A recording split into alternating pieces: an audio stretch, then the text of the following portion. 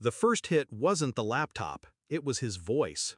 Your future? That's a joke, Dad spat, the words dripping like acid. Then the laptop came down on my head. Plastic cracked, metal bent, the screen went dark. My thesis, 3 years of work, dead in an instant. You don't deserve a future, he snarled. You're just a leech. And from the corner, Mom laughed. Not nervously, not in shock. She laughed like she'd been waiting for this moment. I didn't cry, I didn't shout. I stood there, dizzy from the impact, tasting blood, and knew this wasn't going to end here. When I was a kid, I thought my father was a giant, not just in size, but in presence. His word was law, his approval rare enough to chase like oxygen.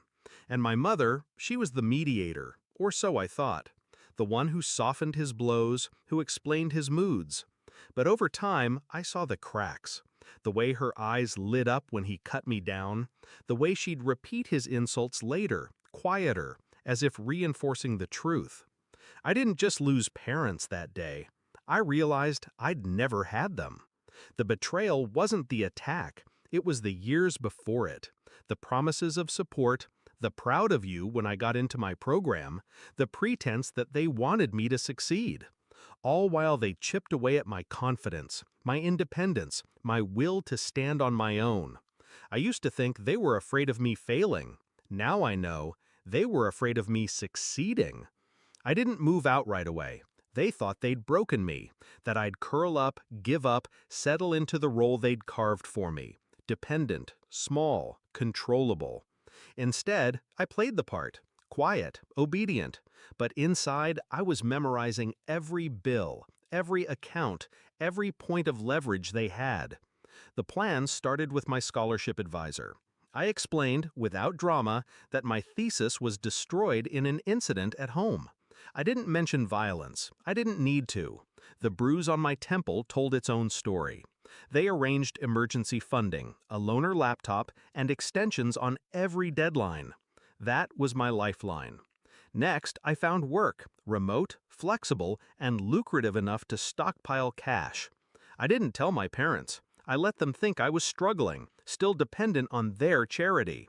Meanwhile, I gathered proof. Photos of the destroyed laptop, medical notes from the headache that lasted a week, copies of every threatening text and voicemail from Dad. It was more than enough. 3 months later, my thesis was submitted. 4 months later, I walked across the stage to receive my degree. They weren't there. I didn't invite them.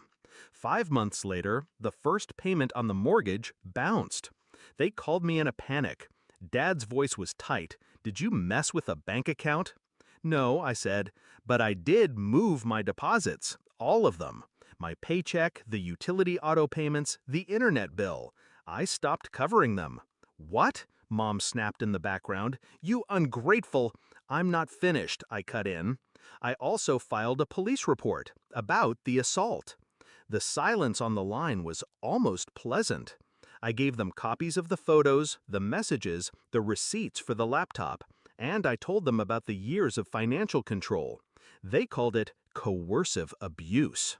"You wouldn't dare," Dad growled. I already did.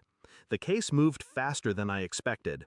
Turns out, assaulting your adult child and destroying property, especially when they've been paying your bills, doesn't look great in court. They were fined, ordered to pay restitution for the laptop. But the real punishment wasn't legal. It was financial. Without my income, their house bled money. Late fees piled up. The internet bill lapsed. Within 6 months, they sold the second car. Within a year, they sold the house. I never saw them during the move-out. A neighbor told me my father's hands shook as he loaded the last box. My mother didn't smile that day. Here's the truth no one tells you about revenge. It doesn't have to be loud. You don't have to scream or throw things or meet violence with violence. Sometimes the best revenge is building a life so far beyond their reach that they can only watch it from a distance, while everything they used to control slips through their fingers. They taught me one lesson I'll never forget. Don't depend on people who want you to fail. And I taught them mine. Don't break what you can't afford to lose.